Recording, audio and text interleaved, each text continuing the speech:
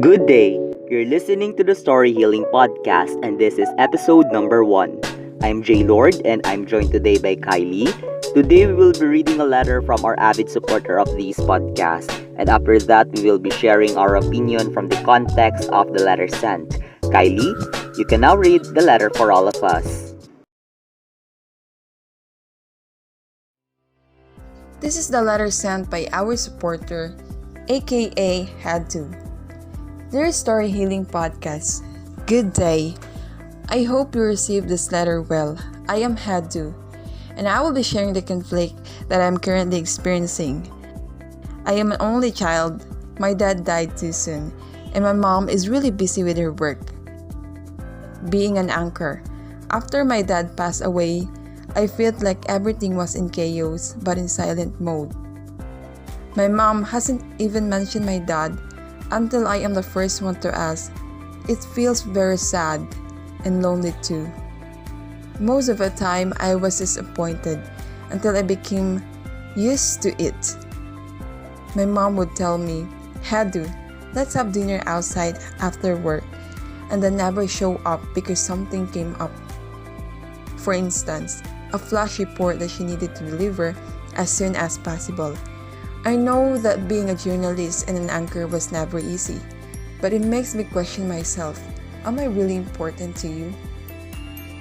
We're not even seeing each other at home frequently. I became mad at my mom and never expected something from her for these reasons. Fast forward, I met someone named Eugene. He lived next door.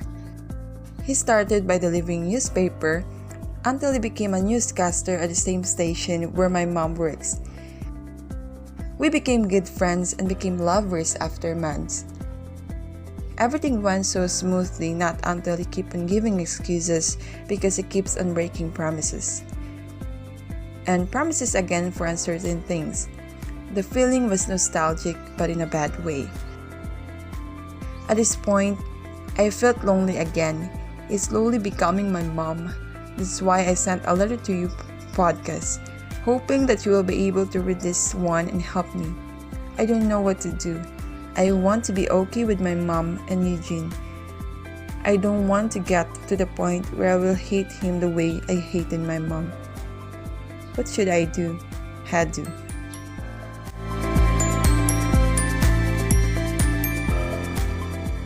Oh, that's complicated.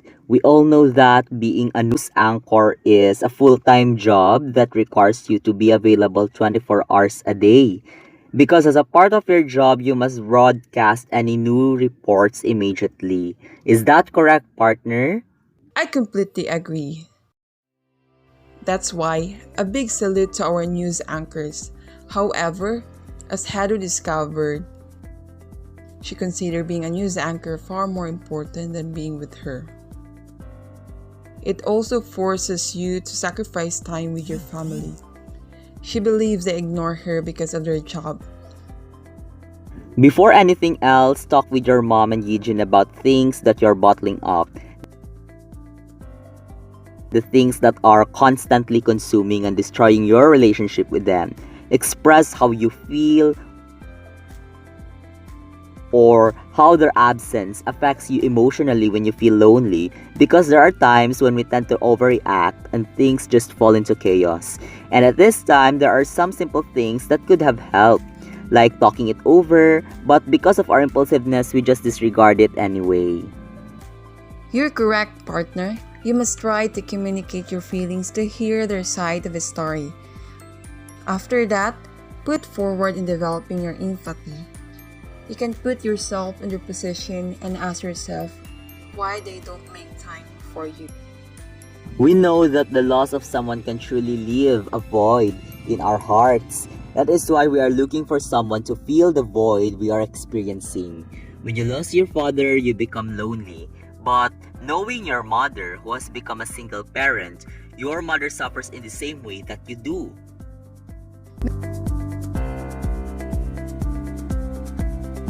Many of us love our parents but are hesitant to share our feelings with them for fear of them not understanding.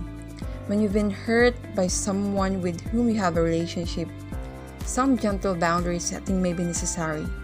However, this does not imply calling people out, blaming them, or disowning them. Learn how to simply say, "What you just did is not okay." Forgiveness implies that you do not condone it. You are aware that what they are doing is wrong, such as breaking promises all over again. But still, you must choose to cleanse your heart. If you're truly special to them, they will make time for you. After that, you can ask them when their day off was or do they have a news leave. And when they answer, then immediately, "I plan out a whole day of family bonding." Well, you can do this since it is a win-win situation for your loved ones and yourself. They could spend time with you at the same time they get to relax, and you get to also spend time with them. So, before you decide how to respond to your situation right now, remember why you want this person in your life. When someone you care about does something hurtful to you, but you want to keep the relationship, remember the good the person has done for your life. I know reconciliation is never easy to realize. It is a long process and never linear, as it does not follow any set of orders. And healing goes beyond the physical, but the peace that comes from rest, strengthening your relationship, is all worth it.